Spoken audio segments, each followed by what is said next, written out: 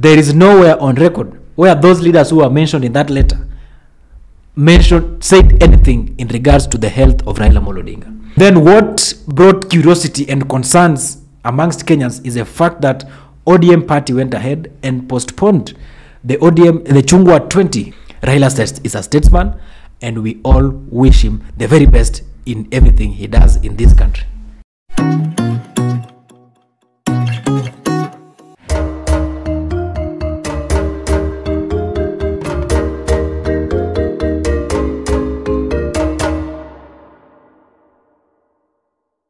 Mtazamaji, karibu kwenye awamu nyingine ya Viewsroom ndani ya Sauti TV, mahali ambapo tunazungumzia mustakabali wa taifa letu, nchi yetu ya Kenya. Leo hii studioni tunayo fursa ya kuwa na mmoja wa viongozi nchini Kenya, kiongozi wa vijana ambaye amekuwa kwenye mstari mbele kuhakikisha kwamba masuala ya nchi, masuala ya vijana yako murua kabisa. Karibu sana Ken Babu. Asante sana. Labda unaweza jitambulisha kwa kiufupi, wewe ni nani, unafanya nini, na wewe kama Gen Z ama kama kiongozi wa vijana, nafasi yako ni ipi katika jamii? Asante sana, mimi naitwa Ken Babu jinsi ulivyosema. Mimi ni kiongozi wa vijana pale katika muungano wa upinzani, yani the United Opposition. Mahali na keti kama mwenyekiti wa wale vijana pale, na haswa shughuli yangu kabisa ni kuhakikisha kwamba masuala za vijana na shughuli za vijana, mambo ya vijana inaangaliwa na zinajadiliwa pale na zinatatuliwa, suluhisho zinapatikana kwa kikao la wale wazee pale, ili tuweze kuwa na gumzo na vijana pamoja, na tuweze kutoa suluhisho ambazo zitasaidia vijana kote nchini nzima. Bwana Ken, tuangazie masuala ambayo ama matukio ambayo yamekuwa yakifanyika nchini mwetu kwa wiki moja ama mwezi moja ambao umepita. Tumeona ya kwamba tume ya uchaguzi ya IEBC imeweza kuruhusu ama allow wale wa Kenya waweze kufanya voter registration, but with the recent updates tumekuwa tukiona ya kwamba there's been a low voter turnout. As of today, there was a number of 7,048 people who have registered. Na pia tuliweza kuona ya kwamba chama cha ODM kiliweza kutoa statement pale ya kwamba Baba is okay. What does it mean? Maana alishtumu pia chama ambacho umekizungumzia cha Kalonzo Musyoka. What do you have to say about that? A highlight of the recent events. Let me start with the issue around voter registration and tell you that the young people are intentional about registering as voters in this country, because they've had an opportunity to understand and see what not voting can do and what poor governance can also do, and they have a critical understanding of what can happen to you if you elect people who are rogue and inhuman into offices. And issue around voter registration, it's a critical matter, and I want to make it clear here that we've had the first week which was badly registered, but I want to tell you that the youth are intentional about this process. But of importance, we must also call on IEBC to decentralize the registration centers, because the major issue imefanya vijana wasiweze kujitokeza na kujiregister pale, unapata easy registration centers ziko mbali na zile na makao za vijana wengine. So what we are saying is IEBC should decentralize the registration centers, at least 3 registration centers per ward, so that kila ward iko na registration centers 3 ambayo itaruhusu na itapeana nafasi kwa vijana Gen Z wengi waweze kupita pale na kujisajili kama wapiga kura. Cha muhimu sana niambie vijana kwamba hii nafasi iko na muda ambayo itakuja kuisha. Watukue advantage ya hii nafasi na wajisajili kama wapiga kura. Manake ile vita ambayo tulianza in 2024 will only end at the ballot, and itakuwa tuna maana kama kila mtu atajitokeza na apige kura na alinde hiyo kura na atoke pale akiwa na results ambazo angependa kuziona. Kwa hiyo mambo ya Raila sickness, allow me say that we wish mzee well. If in any case he is sick, we wish him quick recovery. It is normal for a human being to get sick and go under the weather. He is not metal or something. He can as well get sick. But I want to make it clear that nobody wishes mzee bad thing. He's been a man of the people. He's a statesman. And all we can say is by God's grace, he gets his health back, that if he's sick, so that he can come back and proceed with whatever plans he has. But nobody in any state of mind can wish him bad. And the issue of Kalonzo and Rigathi Gachagua and the entire opposition being quoted to have said that he was sick or something. I want to make it clear here that none of those leaders in the opposition mentioned Raila's name as to be sick. It is the Kenyans, out of curiosity and concerns, following the absence of Raila in 2 critical events in this country, that brought up that issue. Number one, there was an event of ODM at 20 in Kisii celebration. Raila Odinga did not attend that. And as you know, Raila is the party leader of ODM and is the is the center of ODM. He did not attend that. Secondly, we had the funeral, the burial of the late Dalmas Otieno, who was a colleague of Raila at the cabinet, and also his lieutenant. Dalmas was Raila's lieutenant during his time in the political space. We expect that Raila will attend that funeral. Raila did not turn out. And then what brought curiosity and concerns amongst Kenyans is the fact that ODM party went ahead and postponed the Chungwa 20, which was supposed to happen, I think, from Friday this week. Then people started raising eyebrows and asking questions. What is happening? We've not been able to see Mzee, and he's not been able to turn up for Kisii and Dalmas, and now the party has decided to postpone. Is there anything wrong with Mzee? It is Kenyans who are asking these questions. There is nowhere on record where those leaders who are mentioned in that letter said anything in regards to the health of Raila Odinga. Raila is a statesman, and we all wish him the very best in everything he does in this country. Bwana Ken, with the ongoing voter registration, there have been claims that the government is trying to use this as a franchise tool. Tukiona ya kwamba the general elections at 2027 ziko fast approaching. Now we've seen the government going to like the northeastern parts of Kenya, trying to register voters. What does this mean to the Gen Z? Because there has been recent claims ya kwamba pia the KK government in the previous elections that we've been having in Kenya kumekuwa na a lot of rigging. Is this a scheme that the government is using in the name of registering voters, but kumbe kuna hidden agendas? Wacha nikuambie kwamba if you look at the chronology of events that led to William Ruto removing the vetting of voters, of ID cards in Northeastern. First, he disagreed with Rigathi Gachagua, the deputy president then. He went ahead and impeached him. After that, the first thing he did was to rush to Northeastern and removed the vetting process. One thing we must make clear is we acknowledge and recognize the Muslim communities as Kenyans in this country. And we've always acknowledged that even before. We did not start acknowledging them because Ruto was a president. So number one, the Kenya regime must not make it look like there is a segment of Kenyans who feels like Northeasterns and Somalis are not Kenyans. No, that is not true. Unless they've been thinking that way before, until recently. Nobody in this country imagines or thinks that Northeastern and Muslims are not Kenyans. We have acknowledged and recognized them as Kenyans. But the people who put those vettings had clarity in their minds and why they did that.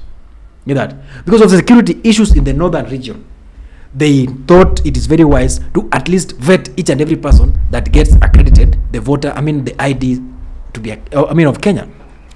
Now, after Ruto disagreeing with Rigathi Gachagua and impeaching him, the mountain disintegrated and detached away from William Ruto. And he knew very well from that moment that he will not get what he got from the Mount Kenya in terms of voting. He ran to Northeastern to try galvanize the Northeastern, and in that replace the Mount Kenya votes with the Northeastern votes. And that's how he ended up doing away with the vetting. And now recently said that there is no payment for IDs, free IDs, and then of course registration of people. Up to date, I want to put on record that the last census that we had was also declared unconstitutional. Get that? Yeah. Then it means that up to now nobody knows how many people are in the Northeastern. If they come today and tell us that Northeastern alone has got 10 million, and out of the 10 million, 7 million are eligible to vote, and out of the 7 million, 6 million have been registered as voters, and then upon elections, they tell you that there is 80% turnout in Northeastern. That means around 5 million people voted, and they voted in favor of some way. You cannot dispute that, because there is no census to even first establish how many people are there. Get that? Number two, they've done away with vetting. You cannot even tell who is this guy getting the ID. You cannot establish if they are Kenyans getting or not, because of course there are bandits who keep attacking that side. There are Al-Shabaabs and all that. Chances are that they can also take advantage of the situation and get registered as voters or given IDs. So what we are saying is Ruto is playing politics with this issue and is critical, and it's a matter of security of the entire nation. We might think that it's working for 2027 until we wake up one day and realize that Nairobi is caged. I think at that point, then people will get to know that we are dealing with a serious matter that is going beyond politics. Ruto is playing politics, just as you've said. Then what are the youth doing then to try and counter this in a way? Because speaking of the low turnout of voter registration in Makiu, there was that believer and expectant ya kwamba vijana watajitokeza kwa wingi. In reference to the 2024 protests that were there in Kenya, the Gen Z were waiting for an opportunity. Walikuwa pamoyo sana wakisema that time needs to come, let them reconstitute the IEBC, we go register as voters. The low turnout has been there. So are they waiting to register later, the last minute kind of rush, ama nizile kelele za online, alafu sasa sasa tumefikia wakati wa kuregister kila mtu ameingia mtini? Let me say that I think the pressure is getting too much, and we've just had the first week. Yes, I agree and I admit that the turnout has been so low, and it does not reflect on the energy that we had during the protests. But I want to say, just like I said earlier on, that there is intentionality. Even if you listen to the conversations that the youth are having in this country, there is intentionality. And what I keep saying, and I want to say it here again, the youth must understand that you are not just registering to vote others as well. You can also be voted in. So it's a business of both of us benefiting from this. You can as well run as a young person and you'll be voted by your colleagues and other people who believes in the leadership of the youth. And of importance is you must have that voter's card so that you cast a ballot. Let me tell you, the process is on. And one thing that is clear in the mind of any young person in this country is the atrocities that happened during the 2024 demonstrations, Sabasaba of 2025, Nane. The atrocities and the deaths that occurred, that one alone will propel this generation to look for those IBC centers and get registered. But IBC also must make work slightly easier for the young people of this country. Remember, we are talking about people who are undergoing serious unemployment rate. People who, some of them, cannot even secure 3 meals a day. So then we must ensure that it is easier for them to access those registration centers and register as voters. And therefore, IBC must work with speed and decentralize the registration centers, at least 3 registration centers per ward, so that it can be easily accessible, not only for the youth and even for the aged who are willing to change their votes or who had lost their voters cards and they want to do replacements.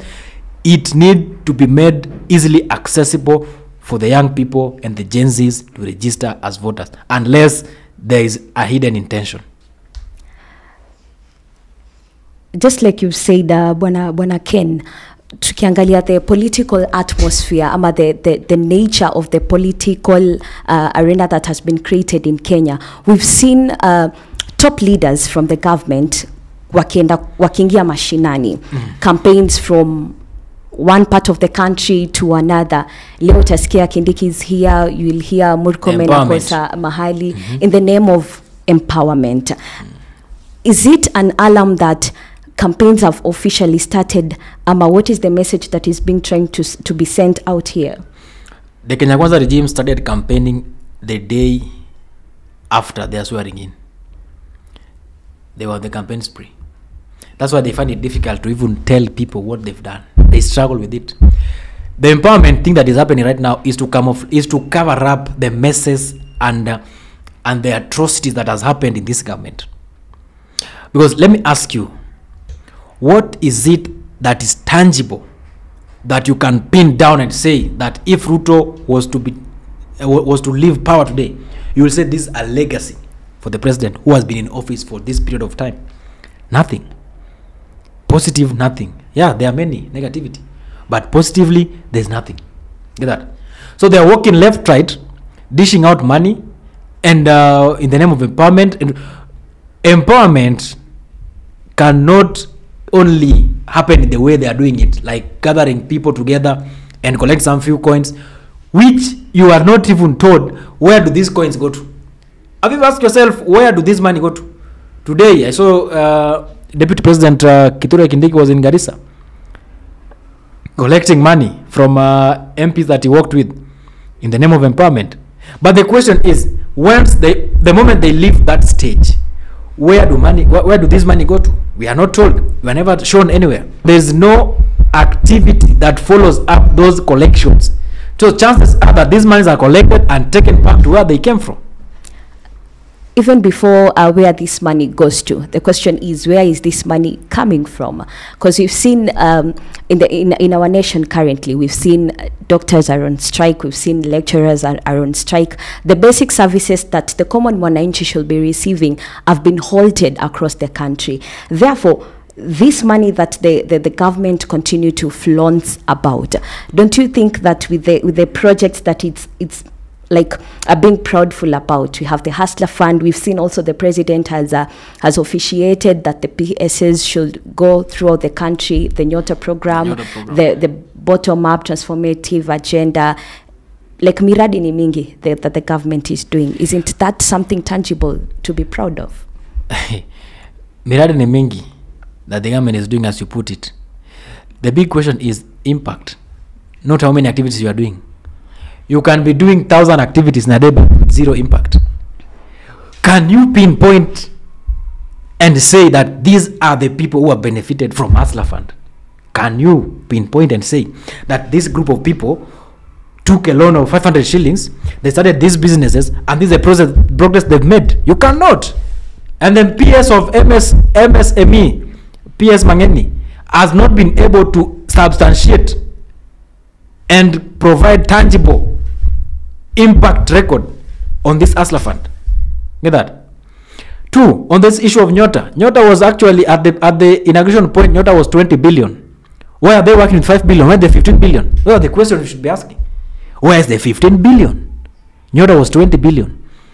They are talking about disseminating or decentralizing 70 billion. I mean 5 billion to use 70 youths per ward. What is the criteria of getting 70 youths? Number one. Number two, why are we talking about 5 billion instead of 20 billion? So you see, ni mchezo ya town. They know that we are aware that there is some money attached to Nyota. But because they know that there is a group of people or young people who are not aware of what Nyota is, they want to appear like they are doing something serious, but with almost a quarter of the money. Where's the 3/4 of the entire money? Look at that. The issue around the lecturers strike and the doctors strike, it's happening because of poor prioritization of programs by Kenya Kwanza regime under the leadership of the current president. Poor prioritization. Why should we collect millions and millions of money walking around town, from town to town, in the name of economic empowerment, while the critical institution, the critical sector of the country, which is education, is collapsing? It does not resonate, does not make sense. And in fact, President William Ruto and the entire Kenya Kwanza regime, na hii ni onyo, the more you keep wasting time of comrades as lecturers strike, we are going to compel you to compensate each and every comrade for time wastage. Wamepotezea vijana nafasi, muda. The youth are ready and willing to go to class, but they've refused to pay lecturers, and the classes are now closed. You must compensate those young people for time wastage. Doctors are on strike. Lecturers are on strike. Youth are on strike. Teachers strike. Everybody is striking. That tells you that there is a problem with the system. And let me ask you, they keep talking about SHA working, SHA left, SHA right. The real issue is on the ground. Go to the ground and listen to people in these hospitals. Then you will get to know that in the opposition, we are not just making noise. We are talking out of concerns.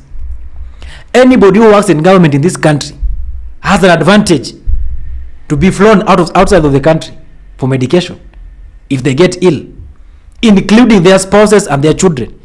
And that's why they have the courage and shamelessly appear to be, saying that SHA is working, because they know very well that there is no any day their sons, daughters, or relatives will be at the situation where they will die because that SHA is not working. As we talk right now, there are people who are dying at Kenyatta National Hospital because that SHA is not working.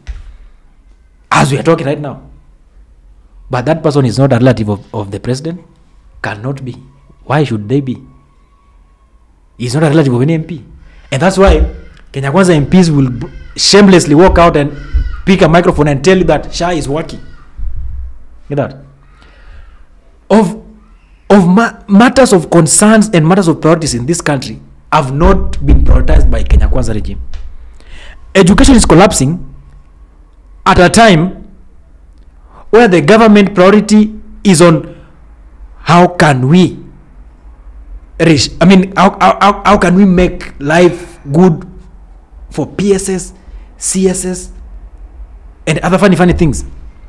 As we talk today, examiners are saying that there is less funding for examination, which is likely to deteriorate the examination process as we are talking right now.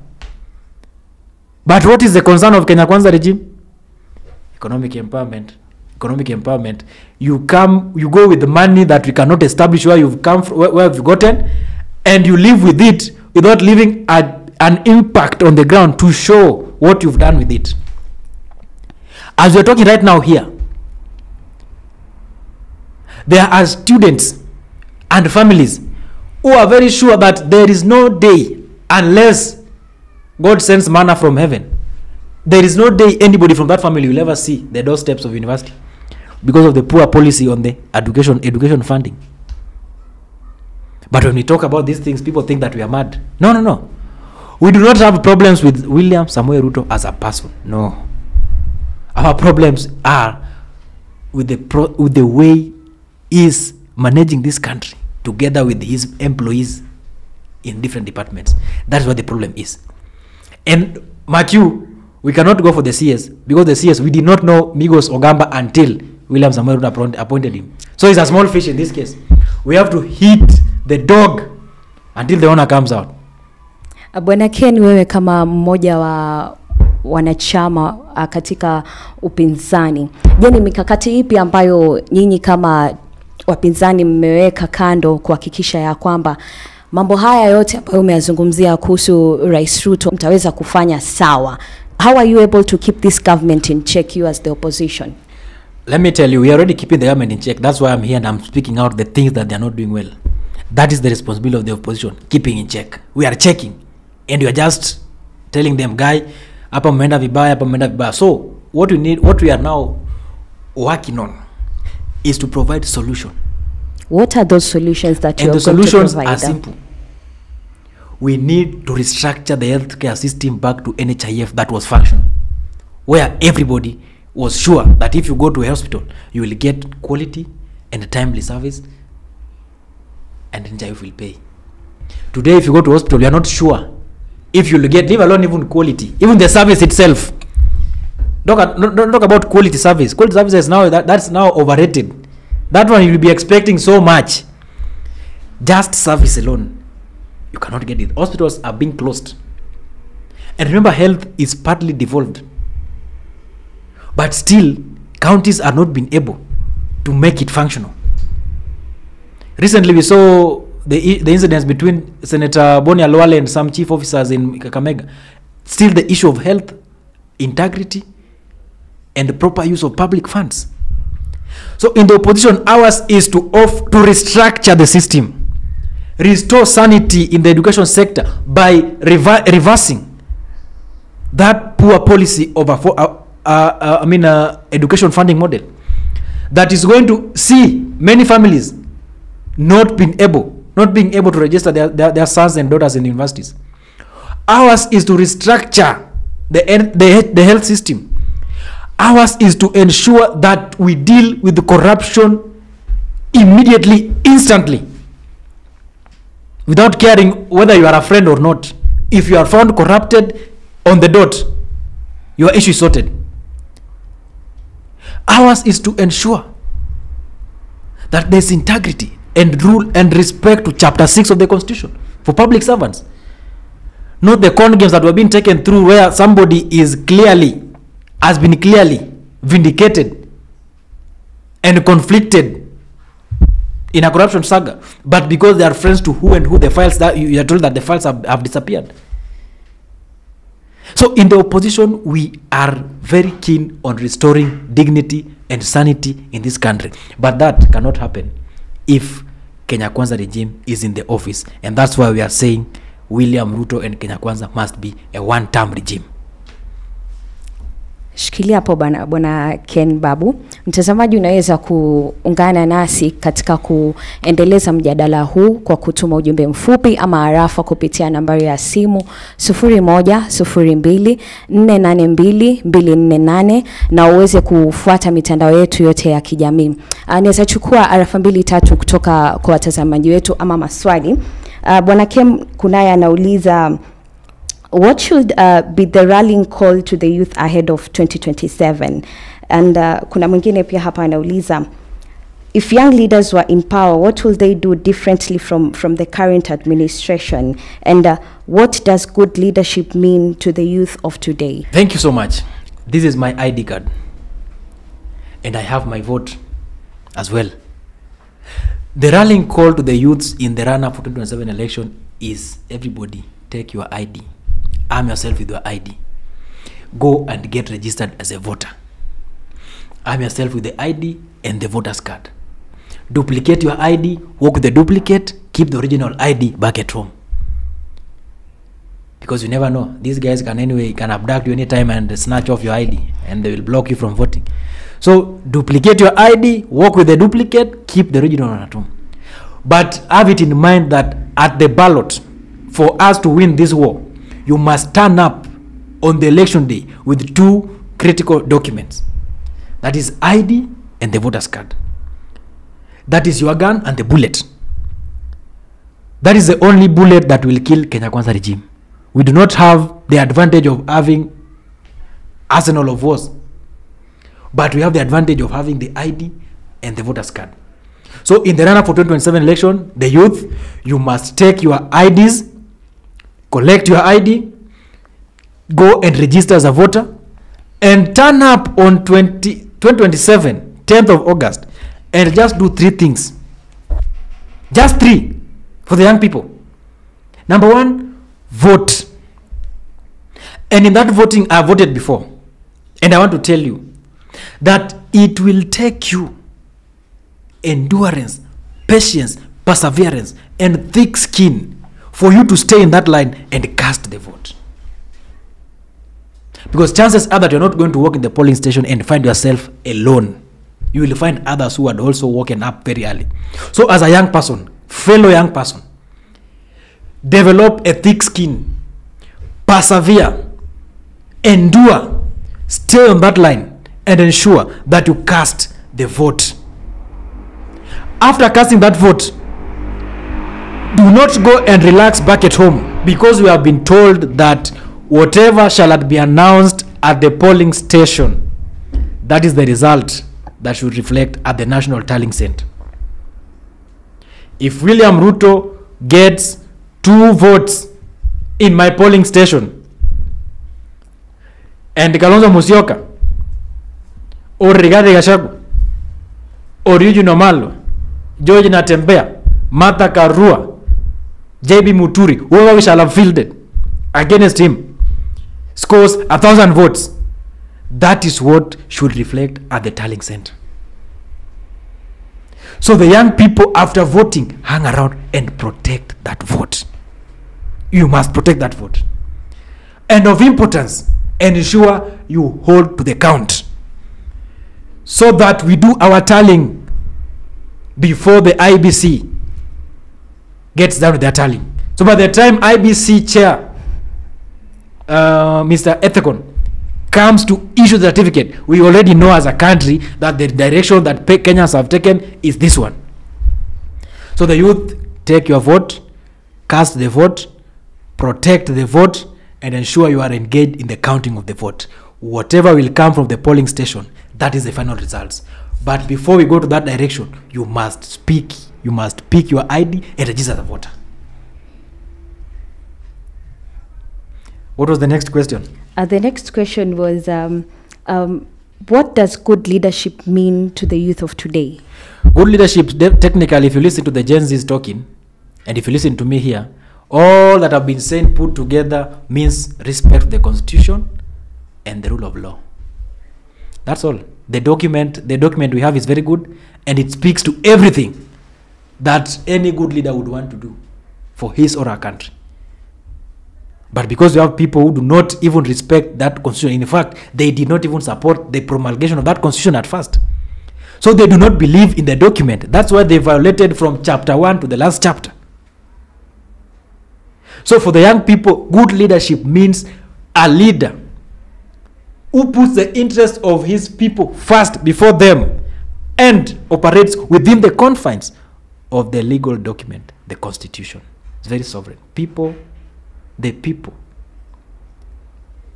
are number one.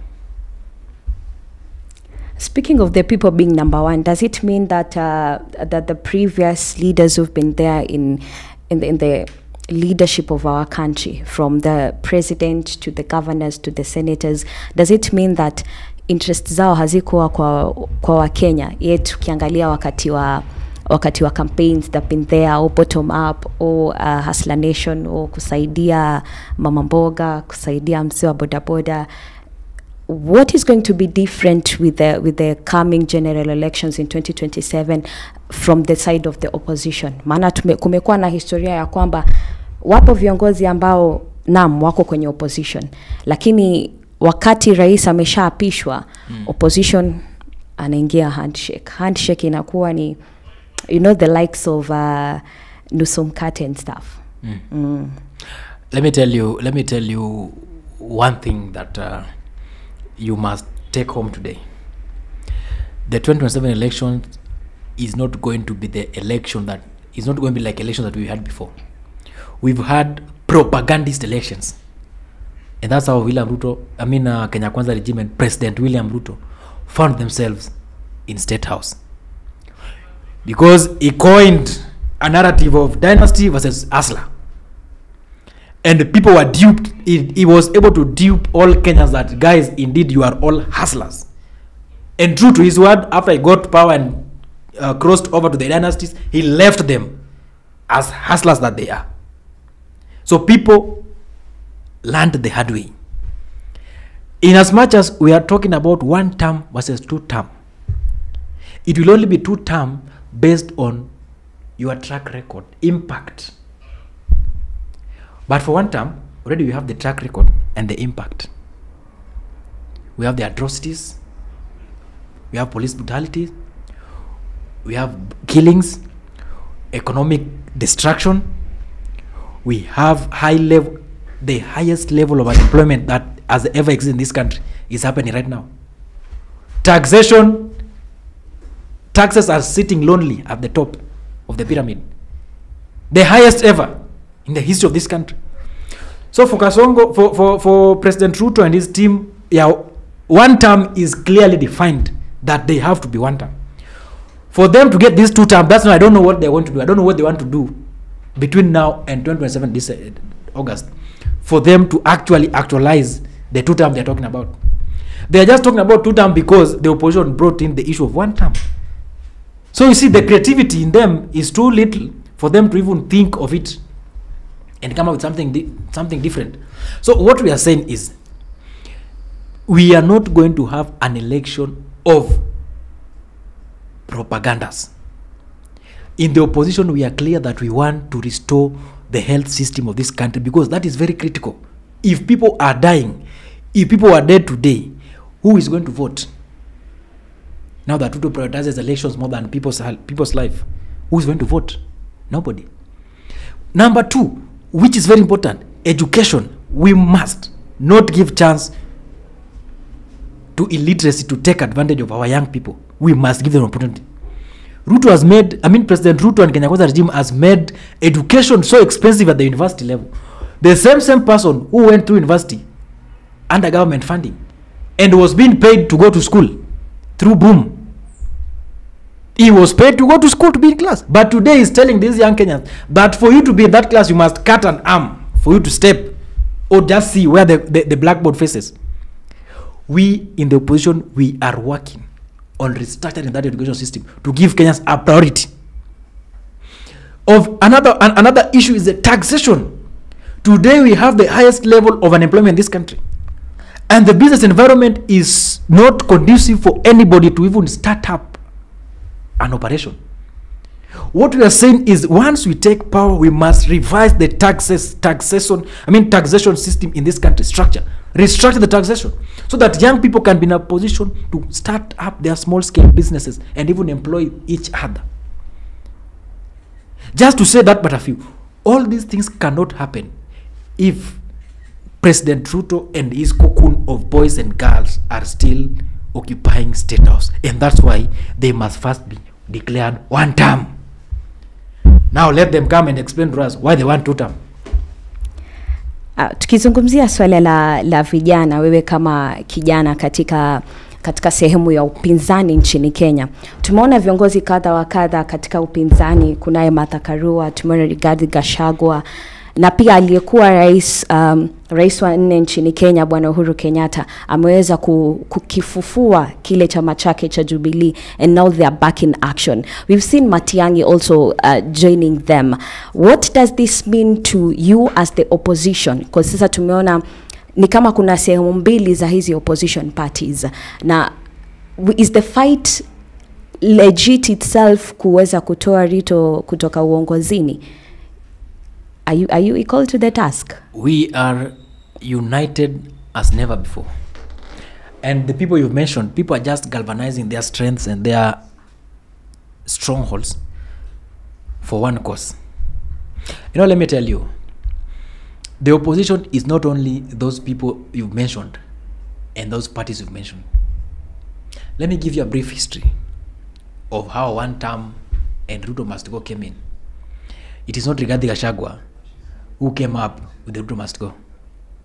It was not Kalonzo Musyoka, Daktari, who came up with the issue of Ruto must go. It wasn't Martha Karua, neither was it Eugene Wamalwa. It was not George Natembeya. It was not Uhuru Kenyatta. It is the Kenyan people, the Gen Zs, whom after analyzing the situation in the country, after going through the list of opulence, list of corruption cases and corruption activities, after looking at the rate of taxation in this country, after observing cost of living in this country, after going through the pain of education funding, failure of SHA, they stood up in one voice and said Ruto must go. And that is what led to Gen Z protest in 2024. There was no Kalonzo there. There was no Rigathi Gachagua. There was no George Natembeya. There was no Martha Karua. There was no Justin Muturi. Those who are young Kenyans, the Gen Zs, the people, the custodians of the future, who had sat down and analyzed what is happening right now vis-a-vis what's about to happen in the future. And they saw that if this thing continues this way, we don't have a future here. So we must stand up and protect. And that's how we arrived at Ruto must go. And that escalated and culminated into one term. So when you talk about opposition, you need to talk about Kenyans first before you mention the individuals you've mentioned. The individuals you've mentioned have been entrusted with power. out of experience to offer guidance and hold brief for the majority of people who are saying in one accord that this regime must be taken home. Because that is happening because not everybody can go to State House and be the president. And that's why that united opposition must sit down and agree on one person to be front of the ballot, and the rest of the entire opposition, which is across the country, will go and vote for him or her. With one message, Ruto, one term. Tumeona vijana kadha wa kadha wakijitokeza pale kuweza ku stand up in various posts or positions in the government or in either the Senate or the parliament. What does this mean? What do you think they will do different from the current regime ahead of the 2027 elections? They've been joining various parties. We've seen also Gen Z movements zimekuwa zikijitokea. Does it mean that itafika wakati ambapo watajiunga na vyama ili wakaweze ku step up and be in the political seats so that they can be able to represent Kenyans and the youth in general at a better place? Yeah, I've seen that. I've seen young people showing interest for elective positions. And I want to say that, fellow youth, in as much as we are being advised and called upon to register as voters, I want to tell you that you are equally eligible to contest. You are equally eligible and you have the capacity to run for elective positions. Do not allow yourselves to be shut down because of age. Young people have seen the need to be in the table of decision making. Because, let me tell you, 20, 30 years from now, these people you are mentioning left, right, and center will not be there. The country will be left for these young people you are seeing today. And how they are going to live at that time is clearly going to be determined on how this current situation is going to be managed. If they leave the space for the old guys to take the center stage and dance on the dance floor with funny dance styles that do not appease to the guests, then we are very sure that in the future we shall not have a space to even think about survival. And that, therefore, I personally am encouraged, and I want to keep telling the youth, step out and offer alternative leadership to this country. You are the people this nation has been waiting for. We are the people. And we have an appointment with the future that we must not let be wiped away. The people, the old guys we are talking about right now, are living their future. This is the future they fought for.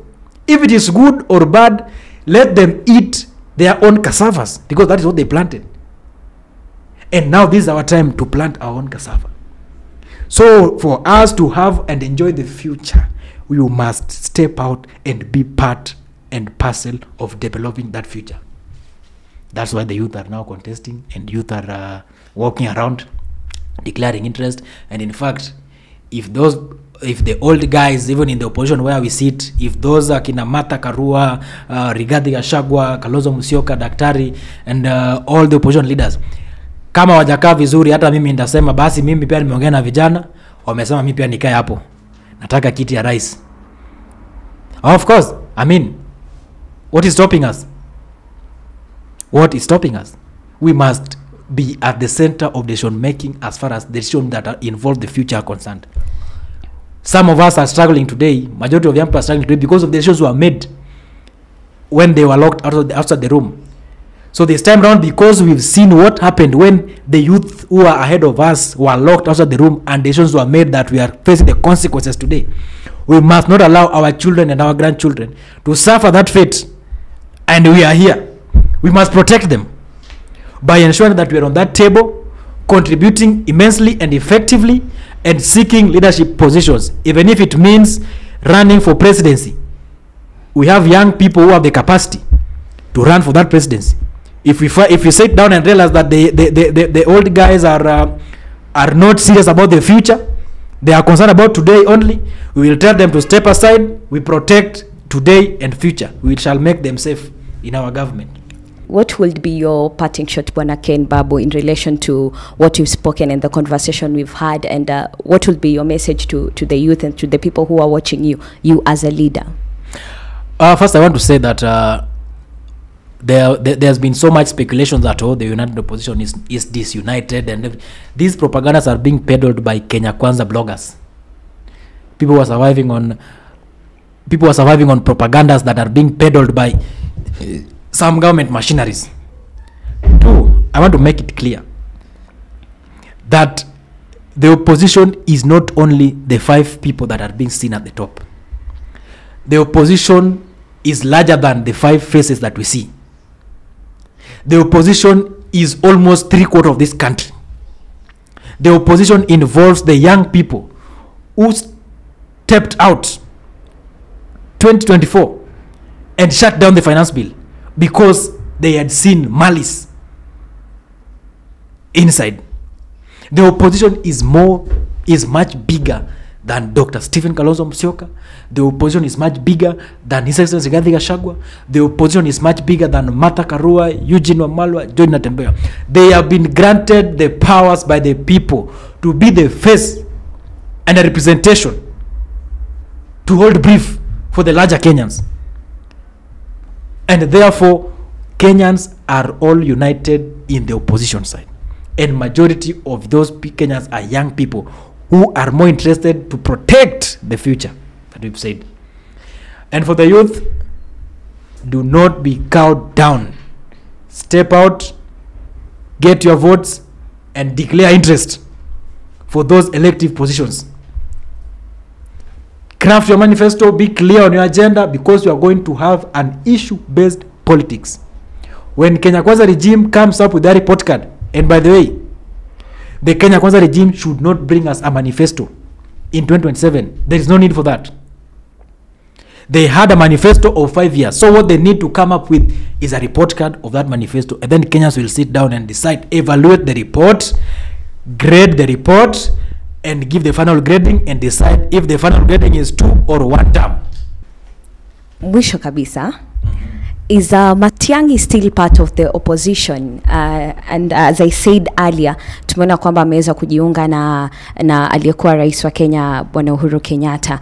Na Uhuru pia kujitokeza kwenye siasa ambazo zinaendelea. How is it going to shape the 2027 elections and politics as well? I think you've heard Matiang'i himself say that he's in the opposition, and what he's currently doing is just to consolidate his base and build up himself as well, and then the vehicle moves. Is at the center of the opposition. At the center of the opposition. Let me tell you, these speculations and propaganda you are hearing are being peddled by Kenya Kwanza bloggers. Are being peddled by Kenya Kwanza bloggers just to massage and make their bosses feel like, we have an opportunity. No, we have a chance. No. There's nothing like that. There is nothing like that. Matiang'i is in the opposition. Rigathi Gachagua is in the opposition. John Natembeya is in the opposition. Eugene Wamalwa is in the opposition.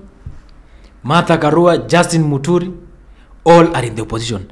And they are all committed to work hand in hand with the larger opposition leaders, who are the Gen Zs and Kenyans at large, who have agreed that the future must be protected. This 2027 elections, by the way, let me tell you, the 2027 election is not an election just like any other. This is an election of character. This is an election of a character that will transform the face of Kenya. A character that will restore sanity in this country. A character that will restore good relations internationally between Kenya and other countries. A character that will restore the health system that can provide quality and timely services for our people. A character that will restore affordable, quality education for our sons and daughters. A character that will restore sanity and integrity in this country. And that character cannot be found anywhere close to Kenya Kwanza. And that's why we as young people, we must vote against Kenya Kwanza. Shukran sana Bwana Babu Ken kwa wakati wako, na kwa watazamaji wetu, yashanenwa, yashasemwa, siongezi na wala sitoi lolote. Ningependa sana kushukuru meza yote ya Sauti TV kwa kuweza kufanikisha kipindi hiki. Hadi wakati mwingine, nimekuwa wako Rehab Mora. Kwaheri.